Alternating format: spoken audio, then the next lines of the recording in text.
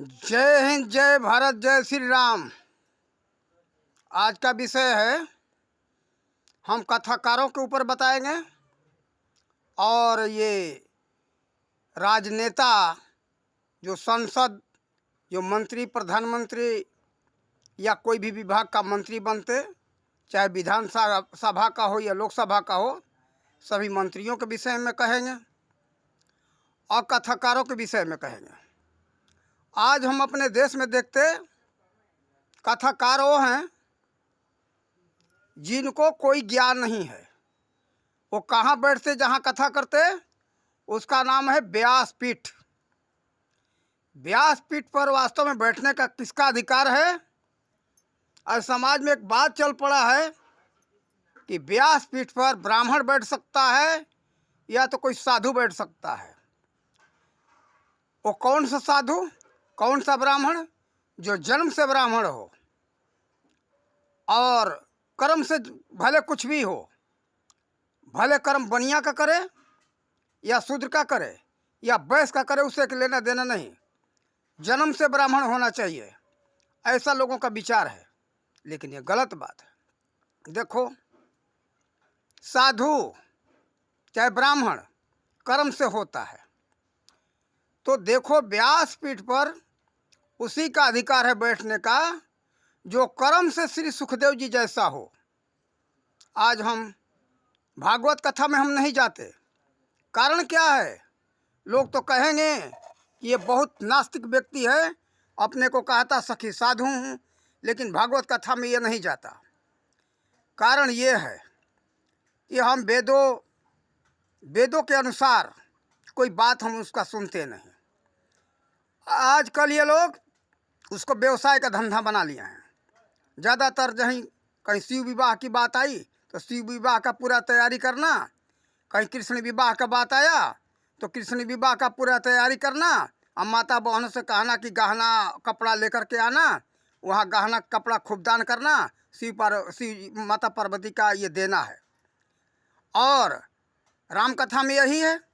राम कथाकार क्या करते कि राम विवाह का पूरा तैयारी करते और कहते कि कल जो है ना शादी है और लेकर के आना, सब गहना और कपड़ा देना है। देखो, ऐसी बातें ये लोग बिजनेस बना चुके हैं। बिजनेस के कारण वो कथा बर्बाद हो जाता है। देखो, ऐसा नहीं करना चाहिए। और श्री सुखदेव जी का कारण ये था, आप लोगों को बताऊं, लोगों को पता है कि भागवत सुनने से मुक्ति मिलता है। ये मुक्ति का कथा तो भागवत के अंदर है, लेकिन आज भागवत सुनने वाले ये बताएं कि भागवत सुनने से क्या किसको मुक्ति मिली और मुक्ति कहते किसको, उसका परिभाषा हमको बताएं।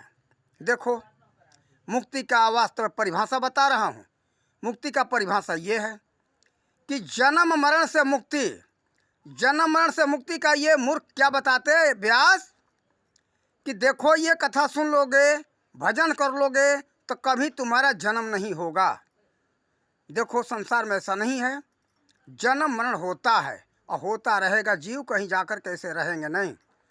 बड़े बड़े भक्तों ने मांगा क्या भगवान से? कहा कि अर्थ न धर्म न काम रुचि न गति च निर्वाण, जन्म जन्म सिया राम जी पद यह वरदान नयान। भक्तों ने मांगा है ऐसा कि हे प्रभु, बार बार हमारा जन्म हो, लेकिन हमको क्या चाहिए? आपके चरण में प्रेम चाहिए। आपके चरण के प्रेम के अलावा हमको कुछ चाहिए नहीं। तो देखो, ये भाव होना चाहिए।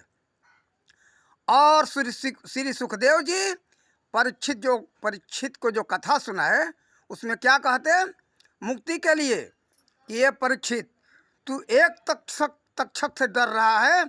एक तक्षक को कौन कहे? हजारों तक्षक आकर के अगर डंस लेंगे तो तू भस्म होने वाला नहीं है, तू मरने वाला नहीं है, तू अजर अमर अविनाशी है, जिसके लिए तुलसीदास जी ने लिखा है और काकभूषुंडी जी का वाणी है। गरुड़देव जी को समझाते हुए क्या कहते?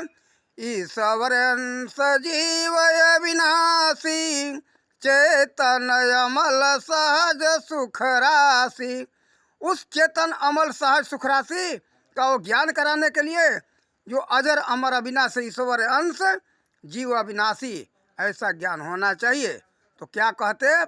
परीक्षित के श्री सुखदेव जी, ये परीक्षित अब आओ, तू ले अपने को देख ले, जान ले और पहचान ले, तू अजर अमर अविनाशी है, तेरा कभी नाश नहीं होगा, डरने की कोई बात नहीं है। तो देखो हमारे कहने का भाव है, श्री सुखदेव जी जैसा ज्ञानी को व्यासपीठ पर बैठना चाहिए, जो किसी को भी उस तत्व का ज्ञान करा सके, उस जीव का दर्शन करा सके। ये जीव जो है इस शरीर से अलग है, जो बार बार कहता है कि हमारा हाथ, हमारा पैर, हमारा मुंह, हमारा नाक, सभी शरीर के अंगों को कहता है वो कौन है, शरीर उसका है लेकिन वो शरीर नहीं है। लोग कहते कि देखो हमारे शरीर में बीमारी लग गई, ये नहीं कहते कि हम शरीर में बीमारी लग गई, हम शरीर हैं हमें बीमारी लग गई, ये बात नहीं कहते। हमारे शरीर में ये बीमारी हो गया, हमारे शरीर का ये अंग खराब हो गया। जैसे आप कहते हो कि हमारे घर का अमुक ये सामान खराब हो गया, दरवाज़ा खराब हो गया, या छत खराब हो गया, या दीवार खराब हो गया, कहते हो। ठीक इस तरह से वो हर व्यक्ति कहते हैं कि हमारे शरीर में बीमारी हो गया, हमारे शरीर में ये बात हो गया। शरीर अलग है, तुम अलग हो भाई। आप जो कहते हो हमको तो पहचानो, वही हम निकल जाता है तो उसी को कहते मृत्यु। देखो इस जीव को निकलते ही जीव में नाना प्रकार की विकार समा जाते, सड़न बढ़ने लगता, तो लोग कहते भाई ये तो अपवित्र हो गया, इसको घर से बाहर निकालो। और क्या करो, गंगाजल छिड़को, शुद्ध करो, धूप जलाओ, दीप जलाओ, गाय का घी जलाओ, हवन करो, तो वो पवित्रों को पवित्र करने वाला इस शरीर से निकल गया। उसकी बात है, उसको दर्शन कराने का क्षमता जिसके अंदर हो, वास्तव में व्यासपीठ पर वो बैठ करके कथा सुनाए तो कथा श्रोता को परीक्षित के जैसे मुक्ति मिलेगा, अन्यथा मिलने वाला नहीं है। लोग तो जाते हैं, आज हम क्या कहें, बहुत जगहों पर हमने सुना, उत्तर प्रदेश जिला बहराइच जंगली क्षेत्र में, तो क्या कहते हैं, अरे फलाने महाराज आए रहें, बड़े फिल्मी धुन में भागवत सुनावत रहें, ऐसे ऐसे वहाँ के लोग कहते हैं। तो आज लोग कथा मुक्ति के लिए सुनते भी नहीं हैं और सुनाने वाले सुनाते भी नहीं हैं। अगर मुक्ति के लिए सुनना चाहते हो तो श्री सुखदेव जी जैसा संत होना चाहिए। उन संतों का नाम क्या है, तत्वदर्शी संत। गीता अध्याय 4 श्लोक नंबर 34 में भगवान श्री कृष्ण ने अर्जुन से कहा है कि अर्जुन, अगर तुम वास्तव में मुझे तत्व से जानना चाहते हो तो तुम तत्वदर्शी संत के शरण में जाओ और निष्कपट भाव से उनका सेवा करो। जब तुम्हारे सेवा से वो प्रसन्न हो जाएंगे तब तुम्हें उस तत्व ज्ञान का उपदेश करेंगे। तो देखो तत्वदर्शी संत का ये काम है। और व्यासपीठ पर बैठना, ये व्यास के योग्यता प्राप्त करना होता है। बिना योग्यता प्राप्त किए हुए सब लोग व्यासपीठ पर गधा घोड़ा जो भी मर्जी हो, भेड़ बकरी जो बैठ गए, केवल उनको 2 अक्षरीय ज्ञान होना चाहिए, पढ़ के लोगों को सुना देते, वही व्यासपीठ पर बैठ जाते। आजकल तो केवल गायन विद्या का ज्ञान हो, वही बन गया व्यास। उसको कुछ ज्ञान नहीं है, केवल कथनी है, उसके पास किसी प्रकार का ज्ञान नहीं है। तत्व ज्ञान नाम का तो कोई चीज़ ही नहीं है उन लोगों के पास। देखो इसके लिए पहले प्रशिक्षण लेना पड़ता है, प्रशिक्षण ले करके उसे योग्य बनना पड़ता है, तब जाकर के व्यास के योग्य बन सकते हो, श्री सुखदेव बन सकते हो। पहले जाकर के तत्वदर्शी संतों का सेवा करो, सेवा करने के बाद जब वो ज्ञान प्राप्त हो जाए, उस योग्य बन जाओ, तब वो कथा सुनाओ तो सुनने वाले को उससे लाभ मिलेगा, उनको मुक्ति मिलेगी। और मनोरंजन के लिए जिसको कथा सुनाओ जाओ सुनो, वो बात ही अलग। और अब आगे आओ, ये बता दूं, योग्यता प्राप्त करना पड़ता है सब कुछ में। योग्यता प्राप्त किए बिना कुछ भी करोगे उसका नाश होगा, उस कार्य का उत्थान नहीं होगा, वो कार्य का नाश होगा, चौपट हो जाएगा वो कार्य। जैसे कोई कारीगर हो, कोई भी कारीगर हो, कारीगरी में लग जाए, उसको जानता ही नहीं है वो कारीगरी के विषय में, कारीगरी का पता नहीं कैसे हम इसको काम करना चाहिए, किसी से सीखा नहीं, प्रशिक्षण लिया नहीं, तो कार्य को क्या शुद्ध करेगा, वो बर्बाद कर देगा। ठीक इसी तरह से व्यास का कार्य है, किसी भी विभाग को ले लो। फिर अब चलो हम देखते लोकसभा विधानसभा में जो मंत्री बनते, इन गधों के पास क्या है कुछ पता नहीं है। उस विभाग के कार्य हम कैसे संभालेंगे, उस विभाग में कैसे क्या होता है, दूसरे से पूछ करके कार्य करते। दूसरे के सहारे पर कार्य करते, उस विभाग में बर्बाद होता है कार्य। जाते हैं लोकसभा में या विधानसभा में, सब सीखने के लिए जाते, सीखते नहीं। देखिए वास्तव में क्या होना चाहिए, इसके लिए विद्या अलग से अध्ययन करो, उस विभाग के बारे में जानकारी करो, उसके योग्य बन जाओ, तब तुम उसमें जाओ तो विकास करोगे।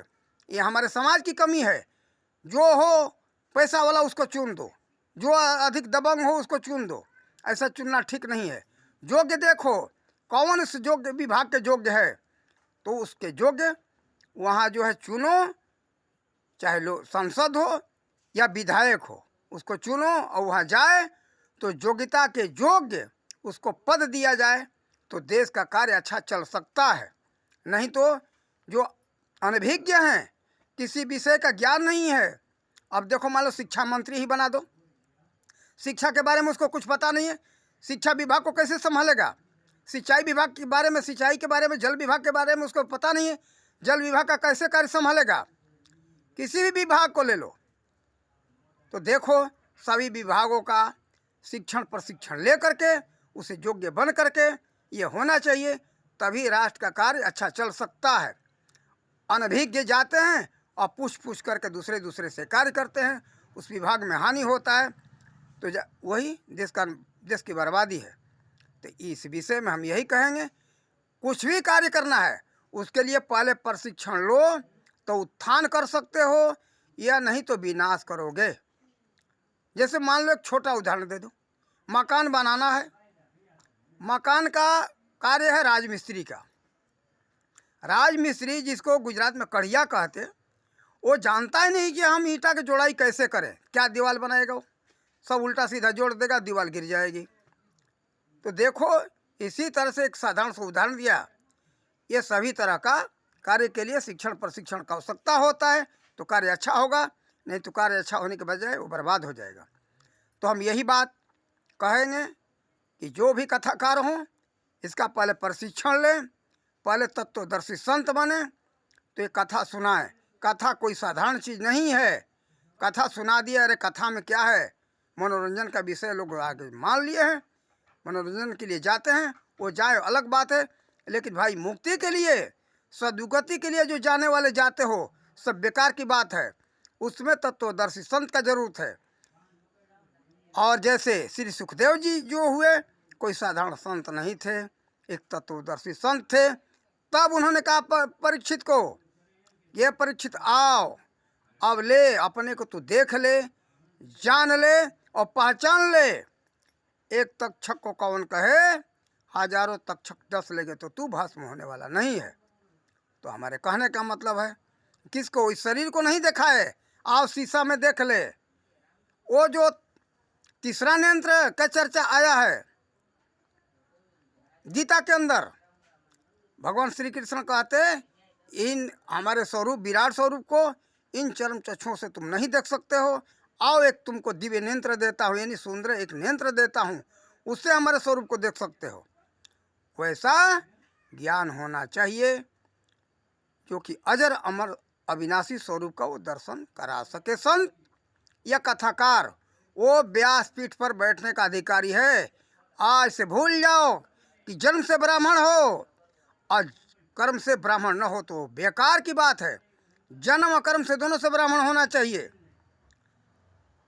और जन्म से साधु हो और कर्म से भी साधु हो।